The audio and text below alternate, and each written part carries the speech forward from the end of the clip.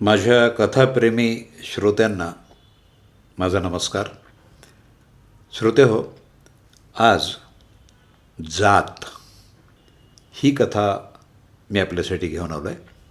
लेखिका नीता गद्रे. अभिवाचन करतो आहे आपला मित्र दत्ता सरदेशमुख. ऐकूया जात.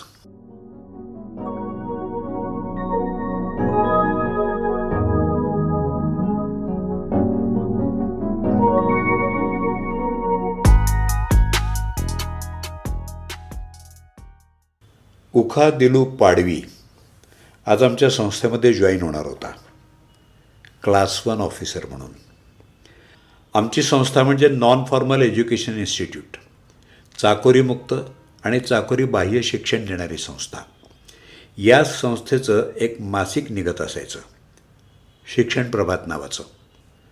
मी नुकताच वृत्तपत्रकारितेचा कोर्स पूर्ण केला होता आणि शिक्षण प्रभातमध्ये उपसंपादक म्हणून नोकरीला लागलेले होते.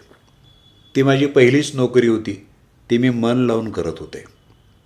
आईवडिलांचा, विशेषतः आईचा, माझ्या नोकरीला विरोध होता. मी अविवाहित होते, तरुण होते, दिसायला चांगले होते.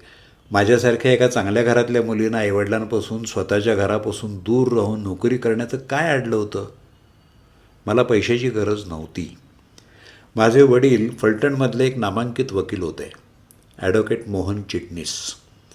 आई गावातल्या अनेक मंडळांची अध्यक्षा, सार्वजनिक कार्यात हिरिरीनं भाग घेणारी एक उत्साही स्त्री. तिला आणि माझ्या वडिलांना गावात मान होता, प्रतिष्ठा होती. आमचं गावात वडिलोपार्जित भलं मोठं घर होतं. घरी म्हशी, भरपूर दूध दुभतं, गडी माणसं, बाया बापड्या, नोकर चाकर, कशाला म्हणून कमी नव्हतं. आमची घरची शेती होती. आमची शेती माझे काका बघायचे. घरचं धान्यधुन्य होतं. घरात सगळे सणवार, व्रतवैकल्य, कुळाचार, उत्सव धूमधडाक्यात अगदी रीतीनुसार आणि मोठ्या गांभीर्यानं पार पडत असायचे. आमच्या घरात 150 तोळे सोनं होतं. चांदीची भांडी होती. 100 माणसांच्या पंक्तीला पुरतील एवढी. घरात काहीच कमी नव्हतं. माझ्यासाठी वडील स्थळं बघत होते. ती स्थळंही तोलामोलाचीच होती. मुलं एमटेक वगैरे झालेली, अमेरिकेत राहणारी. आता एवढं सगळं सुख असताना मी दूरगावी एकटी राहून नोकरी करावी हे आईला न पटणं स्वाभाविक होतं. पण माझं तरी काय चूक होतं? मला करिअर करायचं होतं. मी हुशार होते. मी वर्गात नेहमी पहिली येत होते. मी स्कॉलरशिपवरच स्वतःचं शिक्षण केलं होतं. जर्नलिझमलाही मी पहिली आले होते. मग मला माझ्या हुशारीचा, शिक्षणाचा उपयोग करावासा वाटला तर काय बिघडलं? मला नवनवीन अनुभव घ्यायचे होते. एकटं स्वतंत्रपणे राहण्याचा अनुभव, नोकरी करण्याचा अनुभव, स्वतः कमावण्यातल्या आनंदाचा अनुभव, आणि मी तो घेत होते. घरच्यांचा विरोध पत्करून घेत होते. मी मजेत होते. माझ्या डोक्यावर आजपर्यंत कोणी बॉसच नव्हता. मासिकाचं लेआउट, त्यातलं साहित्य, त्याची निवड, इलिस्ट्रेशन्स, प्रूफ करेक्शन्स या सगळ्यात मी लक्ष घालत होते. आणि सगळं जवळजवळ फायनल अवस्थेत गेल्यावर ते थेट आमच्या डायरेक्टरांना, पळसुले साहेबांना दाखवत होते. त्यांची मंजुरी घेऊन मासिक छापायला देत होते. माझ्या ऑफिसात एक शिपाई काय तो असायचा. माझ्या टेबलवर फोन होता. तो बाहेर बोलण्यासाठी मी वापरत असे. एक इंटरकॉम होता पळसुले साहेबांशी बोलण्यासाठी. प्रेसची माणसं जात येत भेटत, फोटोग्राफर्स जात येत भेटत, शिक्षण क्षेत्रातली माणसं, लेखक, कवी जात येत भेटत. माझा मोठा रुबाब होता. मी जर्नलिझमला जे काही शिकले ते सगळं मला इथं पडताळता येत होतं, उपयोगात आणता येत होतं. जणू काही मीच या मासिकाची संपादक होते. हा मान मिळत असल्यामुळं मी तृप्त होते. आणि आज माझ्या डोक्यावर येत होता उखा दिलू पाडवी. त्याचं नाव मला विचित्रच वाटलं. मी पळसुले साहेबांना म्हटलं, काय हे विचित्र नाव? कोण हा प्राणी? त्यानंतर पळसुले साहेबांना विश्वासात घेतल्यासारखं करून मी म्हटलं, आपल्यातला दिसत नाही आहे. आता आपल्यातला याला तरी तसा अर्थ नव्हताच, कारण मी CKP आणि पळसुले कराडे. इतर जातीचा दिसतो, होय ना? पळसुले साहेबांनी माझ्याकडं रोखून पाहिलं. नेहमी मला शाबासकी देणारी, कौतुक करणारी ती नजर नव्हती. मी चकित झाले, जराशी दुखावले. पळसुले म्हणाले, miss Chitnis, mind your language. Ukha Dilu Padvi हे नाव विचित्र नाही, फक्त ते तुम्हाला अपरिचित आहे. ते वेगळं असेल पण विचित्र नाही. दुसरी गोष्ट, त्यांना प्राणी वगैरे म्हणू नका. ते तुमचे बॉस आहेत आजपासून. शिक्षण प्रभातचे संपादक म्हणून ते काम बघतील. तिसरी गोष्ट, ते खरोखरच आपल्यापैकी नाहीत. ते आदिवासी आहेत. आदिवासींमधले पहिले पदवीधर आहेत. उखा Dilu Padvi. Yes, he is the first graduate from that community. ते हुशार आहेत. त्यांना सहकार्य करा. त्यांच्याबद्दल कोणतीही तक्रार करायची नाही. यू मे गो नाव. पळसुले तिरसटून बोलले. मी अपमानित झाले. मला रडू कोसळलं. मी लेडीज रूममध्ये जाऊन रडून घेतलं. तोंड स्वच्छ धुतलं, पावडर लावली आणि फ्रेश झाले. आज माझा पळसुल्यानं अपमान केला होता. तो आजपर्यंत मला असं कठोर कधीच बोलला नव्हता, पण आज तो बोलला. उखा दिलू पाडवीसाठी मी बोलणी खाल्ली. उखा पाडवी माझा बॉस होता. मी 2 विषयात MA केलं होतं, शिवाय जर्नलिझमही केलं होतं. उखा पाडवी फक्त ग्रॅज्युएट होता, बहुधा 3rd क्लासमध्येच. तो क्लास 1 ऑफिसर म्हणून येणार होता. तो संपादक म्हणून येणार होता. त्याला संपादनातलं काय कळत होतं? मी त्यातलं खास प्रशिक्षण घेतलं होतं, तरीही मी त्याच्या हाताखाली काम करायचं होतं. मनाच्या चिडखोर अवस्थेतच मी उखा पाडवीचं स्वागत करायला तयार झाले. उखा दिलू पाडवी हजर झाला. तो बुटका, लुकडा आणि काळाभोर माणूस होता. मी चेहऱ्यावर स्मित आणून त्याचं स्वागत केलं. त्याच्याबरोबर पळसुले साहेबसुद्धा होतेच. मी त्या दोघांना म्हटलं, तुमच्यासाठी चहा बिस्किटं मागवली आहेत, बसा. पळसुलेने त्याला त्याच्या टेबलाकडे नेलं. पाडवी त्याच्या खुर्चीत बसला. पळसुले साहेबांनी पाडवीचं टेबल नीट न्याहाळलं आणि एक गोष्ट त्यांच्या लक्षात आली. टेबलवर फोन नव्हते. त्यांनी ताबडतोब काशीनाथला, आमच्या प्यूनला हाक मारून सांगितलं, काशीनाथ, इथले फोन चिटणीसबाईंच्या टेबलावरून इथं पुन्हा आणून ठेव. काशीनाथनं तत्परतेनं फोन उचलले, स्वच्छ पुसले आणि पाडवीच्या टेबलवर ठेवले. माझं टेबल ओकोबोको दिसायला लागलं. व्हिजिटर्सनं बसण्यासाठी माझ्या टेबलासमोर खुर्च्या होत्या, त्याही उचलून पाडवीच्या टेबलासमोर ठेवल्या गेल्या. मी म्हटलं, 2-3 खुर्च्या तरी ठेवा. पाडवी म्हणाला, आता येणारे लोक माझ्याकडेच येतील. खुर्च्या इथंच माझ्याच टेबलासमोर ठेवा. एखादी असू दे तुमच्यासमोर. कोणी आलं आणि मला तुम्ही पाहिजे तसं वाटलं तर मी तुम्हाला माझ्या इथं बोलावून घेईन. पाडवीला बोलताना मी प्रथमच ऐकलं. त्याचं बोलणं तसं शुद्ध होतं, मात्र बोलण्याचा एक आदिवासी अहिराणी टोन होता. बोलणं स्पष्ट नव्हतं. तो तोंडातल्या तोंडात आणि घाबरून बोलल्यासारखा बोलत होता. डिफेन्सिव्ह, बचावात्मक. समोरच्याचं बोलणं स्पष्ट नसलं की जी एक डोकेदुखी होते ना, ती आता होणार होती. इतक्यात चहा आला. आम्ही चहा प्यालो. पळसुले म्हणाले, मिस चिटणीस, तुमचं कपाट पाडवी साहेबांना द्या.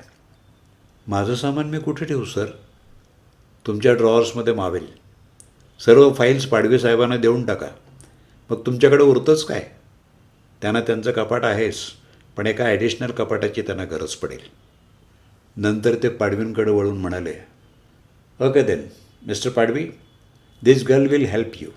आजपासूनच काम सुरू करा. पळसुले साहेब निघून गेले. मी माझ्या खुर्चीत बसले. इतक्यात पाडवीनं घंटी वाजवली. एकदा, परत एकदा.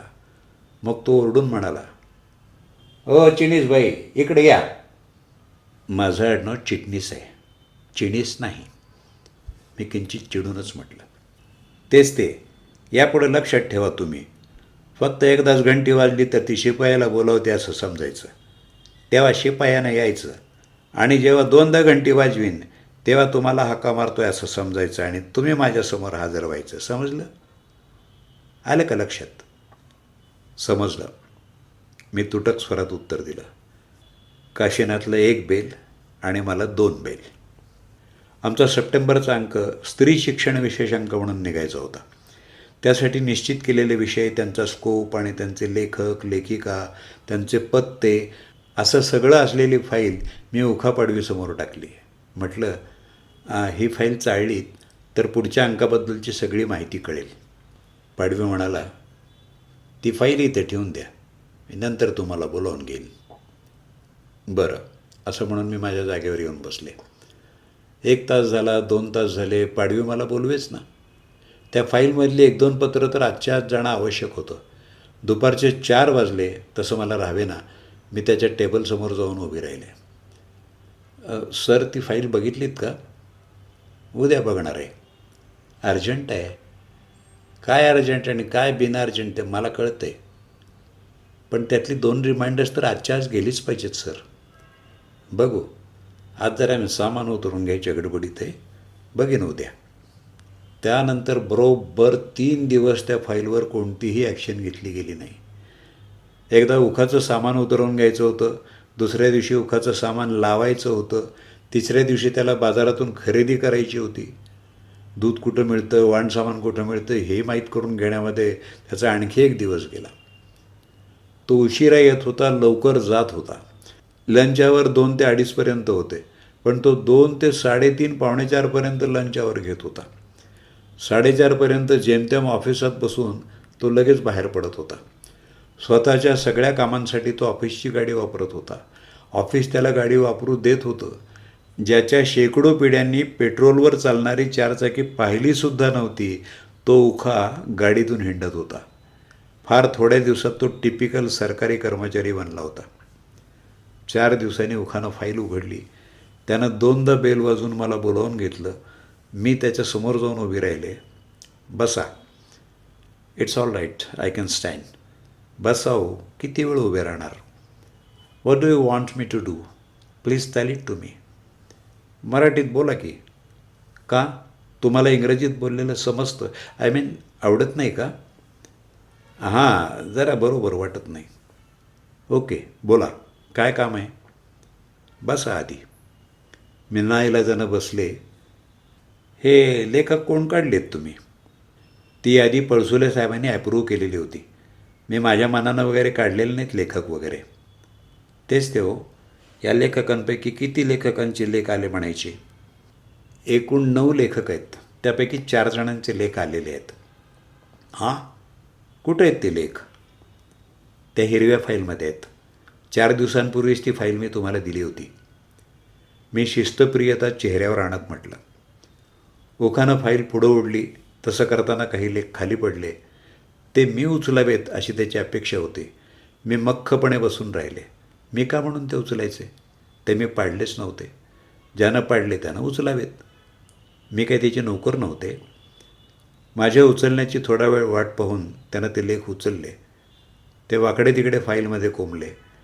त्या लेखांवरून नजर फिरवून तो म्हणाला, लेख चांगले लिहिले आहेत का? चांगले आहेत असं अर्थात मला वाटतं. You can go through it. तुम्ही वाचा. तुम्ही वाचलेत म्हणजे मी वाचायला नको. तुमच्यावर ही जबाबदारी टाकलीच पाहिजे. त्यानं उगाचच मला फालतू समजत म्हटलं. I know my responsibility very well. तुम्ही इंग्रजीत का बोलता हो? का? तुम्हाला त्रास होतो का? त्रास नाही, पण मी जाऊ माझ्या जागेवर? थांबा, हे लेखाचं बघूया. 9 लेखांपैकी 4 जणांनी लेख पाठवलेत का?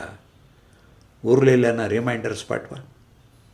पत्र ड्राफ्ट केली आहेत 4 दिवसांपूर्वीच.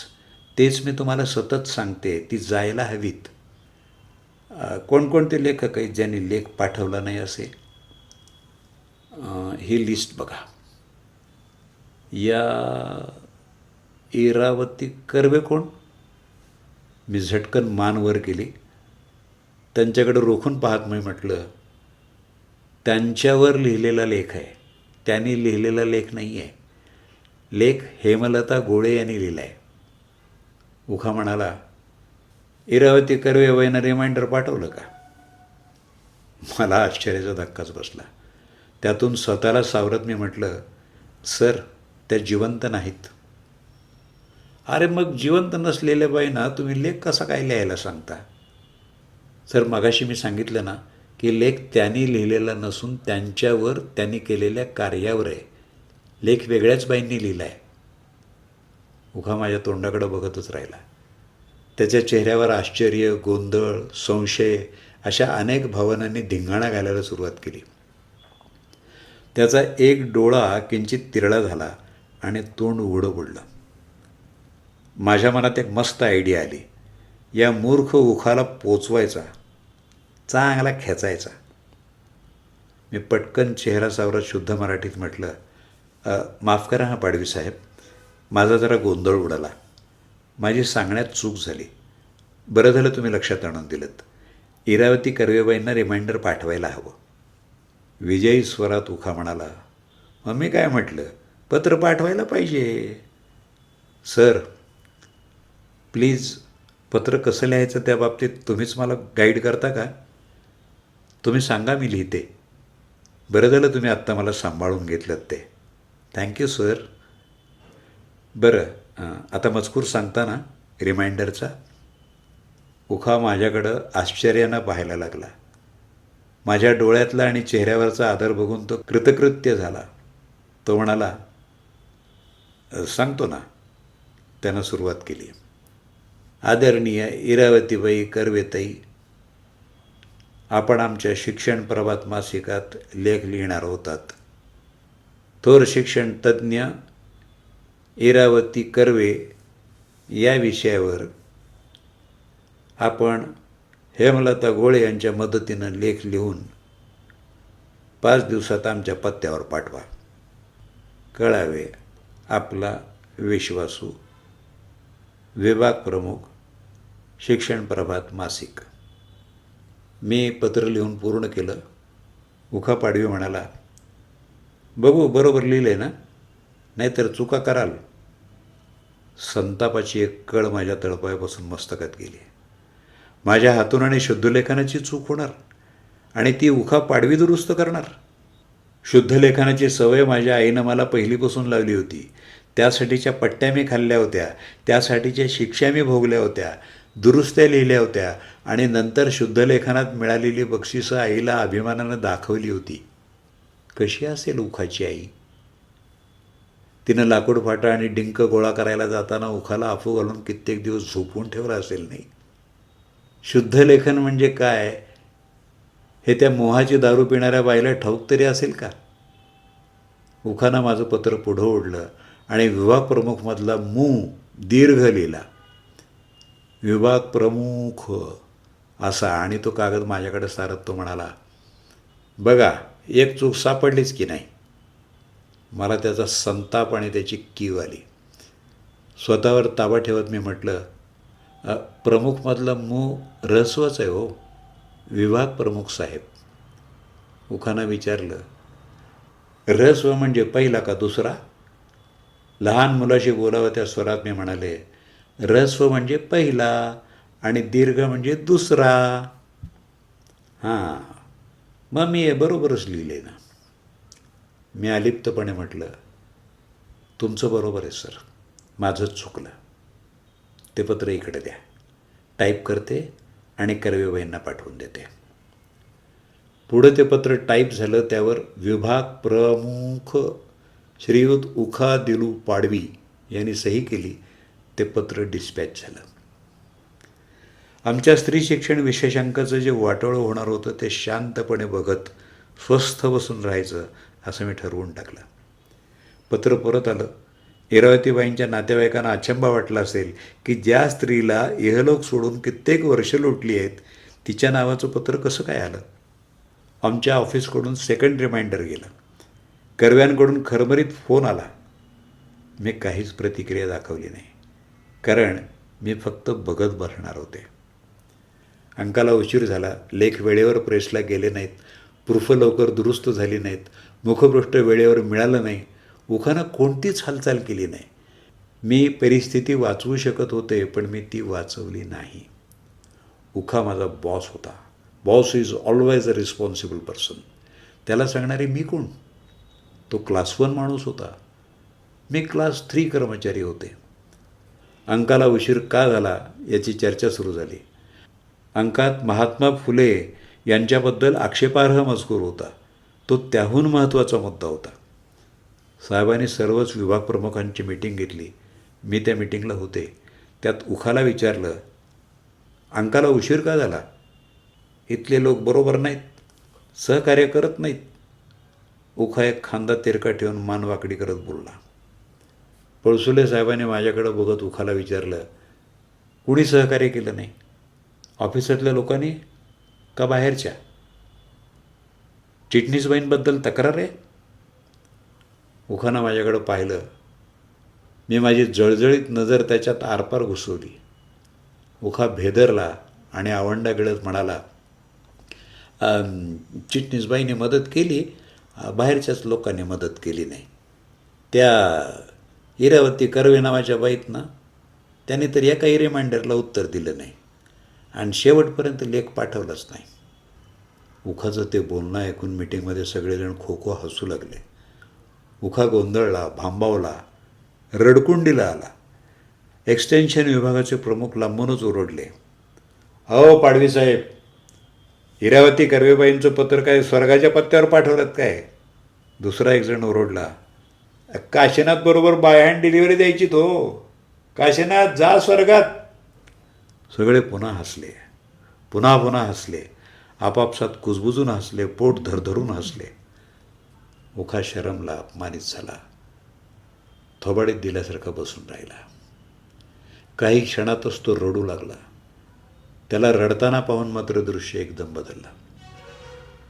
सगळे एका क्षणात चुपचाप बसले. प्रत्येकजण त्याची समजूत काढू लागला. उखानं मधूनच माझ्याकडं पाहिलं अचानकपणे आणि आय वॉज कॉट. मी हसत होते. उखाच्या मनाला ते लागलं. उखा मिटिंगमधून तिरासारखा निघून गेला. महात्मा फुल्यांचा विषय निघालाच नाही. दुसऱ्याच दिवशी उखाला मेमो मिळाला. पळसुले साहेबांच्या केबिनमध्ये मी आणि उखा बसलो होतो. मी आरोपीच्या पिंजऱ्यात, उखा साहेबांच्या जवळच्या खुर्चीत बसला होता. मी दूर. माझ्याकडं बोट दाखवून उखा म्हणाला, साहेब, या बाईंमुळं अंकाला उशीर झाला. त्यांनी मला त्रास दिला. काय त्रास दिला? पळसुले साहेबांनी विचारलं. मानसिक त्रास दिला, उखा म्हणाला. मानसिक त्रास? ही काय नवीन मनगड? मी सावध झाले, सावरून बसले. उखा म्हणाला, साहेब, या बाई माझा अपमान करतात, मला फालतू माणूस समजतात, मी सांगितलेलं काम ऐकत नाहीत. बाई हे खरं आहे? त्यांचं तुम्हाला ऐकावं लागेल हे मी पहिल्याच दिवशी सांगितलं होतं की नाही तुम्हाला? पळसुल्यांनी चिडून विचारलं. मी त्यांचं काम ऐकत होते सर. कोणतीही गोष्ट मी त्यांना विचारल्याशिवाय केली नाही. मी पाठवलेल्या प्रत्येक पत्रावर, कागदावर त्यांची सही आहे. तुम्ही पहा हवं तर. कागद वाचून मगच ते त्याच्यावर सही करणार ना. न वाचता कशी करतील सही? ते क्लास 1 ऑफिसर आहेत. त्यांच्यासारख्या जबाबदार माणसांच्या संमतीनंच प्रत्येक मजकूर छापला जातो सर. मी घाबरले होते, पण चेहरा शांत ठेवत मी नम्र स्वरात म्हटलं, महात्मा फुले यांच्यावरचा लेख तुम्ही वाचला होता चिटणीसबाई? नाही. का? कारण तो पाडवीसाहेबांनी वाचला होता आणि त्याने तो ॲप्रूव्ह करून त्याच्यावर सही केली होती.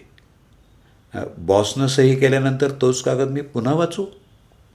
पाडवी, तुम्ही महात्मा फुल्यांवरचा लेख वाचला होता? होय सर.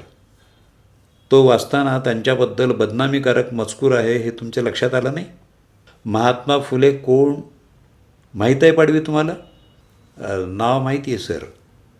त्यांचं चरित्र वाचलं आहे? नाही सर. त्यांचं कार्य माहिती आहे? नाही, थोडंसं माहीत आहे. चिटणीसबाई, तुम्हाला महात्मा फुल्यांबद्दल काय माहीत आहे? जर्नलिझमला महात्मा फुले आणि डॉक्टर आंबेडकर यांचं साहित्य या विषयावर मी रिसर्च पेपर लिहिला होता सर, मी म्हटलं. पळसुल्यांची हवाच गेली. उसना अवसान आणून ते म्हणाले, मग तुम्ही तो आक्षेपार्ह मजकूर का गाळला नाही? कारण तो माझ्या वाचनात आलाच नाही. पाडवी साहेबांनी तो आधीच ॲप्रूव्ह केला होता. पाडवी सुन्नपणे बसून राहिला होता. त्यानं माझ्याकडं बघितलं आणि अचानक पवित्र बदलत तो म्हणाला, पळसुले साहेब, या बाईची मला भीती वाटते. माझ्या मनाला ते त्रास देतात. त्या मला म्हणतात, तुम्ही बेअक्कल आहात, तुम्हाला काही कळत नाही. आता चक्रावून जायची पाळी माझी होती. कारण उखा सांगत होता, साहेब त्या माझ्या जातीचा उल्लेख करतात, आदिवासींना अक्कल नसते म्हणतात, त्या मला जातीवरून शिवी देतात, माझी जातीवरून निंदा करतात. काशीनाथनं मला सांगितलं, साहेब मी सांगतो या बाईला मी कोर्टात खिचीन, हिची नोकरी घालवीन, हिचा पगार बंद पडला आणि हिला उपास पडली की वटणीवर येईल. हिला मी अन्नाला मोतात करीन साहेब, अन्नाला मोतात करीन. माझा पगार बंद पडला तर मी अन्नाला मोतात होणार, ही उखाची फॅन्टसी ऐकून मला तशाही परिस्थितीत हसू आलं. मी उखाला जातीवाचक शिवी कधीच दिली नव्हती. माझ्यावरचा आरोप गंभीर होता, माझ्यावर त्यानं हल्ला केला होता, मला प्रतिकार करायलाच हवा होता. इतकंच नव्हे तर उखावरच हल्ला चढवून त्याला माती चारायला हवी होती, त्याला लोळवायला हवं होतं. लहानपणी केव्हा तरी पाहिलेलं साप मुंगसाचं द्वंद्वयुद्ध मला आठवलं. मी शांत झाले, माझी बुद्धी तल्लक केली. उखानं त्याच्या जातीचा उपयोग केला होता. मी काय करू? हां, सुचलं. मी पण माझ्या जातीचाच उपयोग करून घेईन. माझी जात स्त्री जात. मी पळसोले साहेबांकडं करुण नजरेनं पाहिलं. रुमाल बाहेर काढला. मनावरच्या टेन्शनमुळं मला थोडं रडू येतच होतं. माझ्या डोळ्यांमधले अश्रू पळसोले साहेबांनी स्पष्टपणे आणि नीटपणे पाहिलेत याची खात्री करून घेऊन मी ते पुसले आणि म्हटलं, पळसोले साहेब, ही दुनिया पुरुषांची आहे हेच खरं. Mail dominated society. मी एक लहान मुलगी, बाई माणूस, घरादारापासून दूर राहते, एकटी, एकाकी. मला भीती वाटते सर. तुम्हीच माझे बॉस होतात तेव्हा मी निर्धास्त होते. तुमचं कॅरेक्टर फार स्वच्छ आहे सर, पण पाडवीसाहेब आल्यापासून सगळंच बिघडलं. मला आता इथं सुरक्षित वाटत नाही सर, जसं तुमच्या हाताखाली वाटत होतं. पळसुल्यांनी या वाक्यानंतर चेहरा खूप उदात्त केला. पाडवीसाहेबांची नजर सांगायला मला संकोच वाटतो सर. ते मला संध्याकाळी मुद्दाम थांबवून घ्यायचे. एकदा तर रात्री 8पर्यंत त्यांनी थांबवून घेतलं सर, आणि माझ्याशी लगट केली सर. तेव्हा तुम्ही टूरवर होतात, नाहीतर तुम्ही नक्कीच मला मदत केली असतीच सर. सर मी एक स्त्री आहे, हा काय माझा अपराध आहे? माझ्या स्त्रीपणाचा पाडवी साहेबांनी असा फायदा घ्यायला नको होता सर.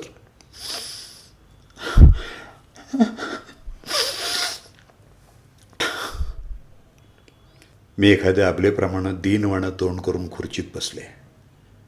पाडवी हतबुद्ध झाला होता. पळसुले साहेबांनी त्याला बोलूच दिलं नाही. त्यांच्या नजरेत तिरस्कार होता.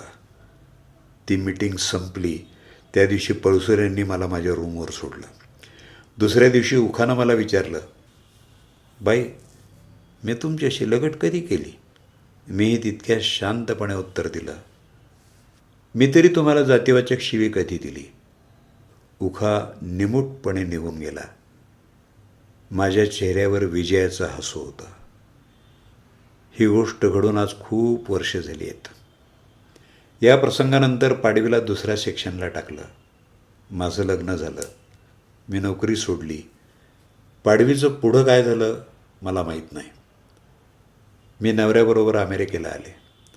सध्या मी अमेरिकेत राहते आणि आता मला उखा दिलू पाडवी समजायला लागला आहे इतक्या वर्षांनी.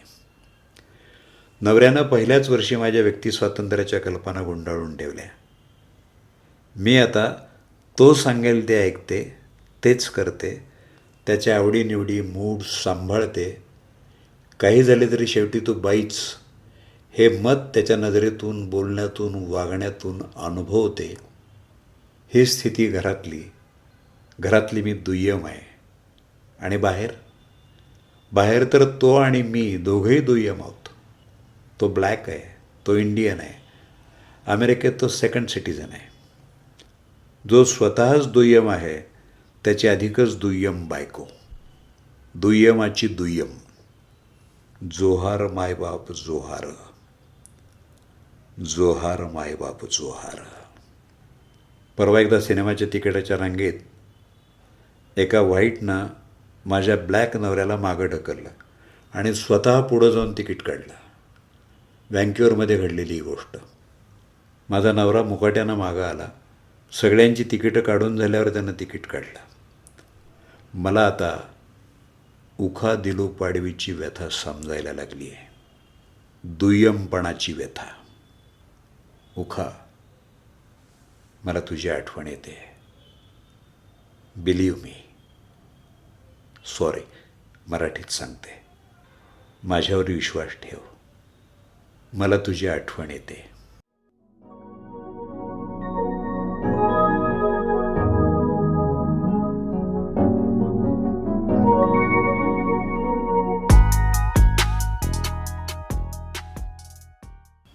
जात या कथेचं अभिवाचन आत्ताच आपण ऐकलं. लेखिका नीता गद्रे. अभिवाचन दत्ता सरदेशमुख. माझा व्हॉट्सअप नंबर आपल्या प्रतिक्रिया आणि अभिप्रायांच्या प्रतीक्षेत. 8329730186. जात ही कथा आपल्याला आवडली असेल तर आपल्या मित्रांना, आप्तेष्टांना जरूर फॉरवर्ड करा. हां, आणि अद्याप माझं यूट्यूब चॅनल आपण सबस्क्राईब केलं नसेल तर ते करायलाही विसरू नका.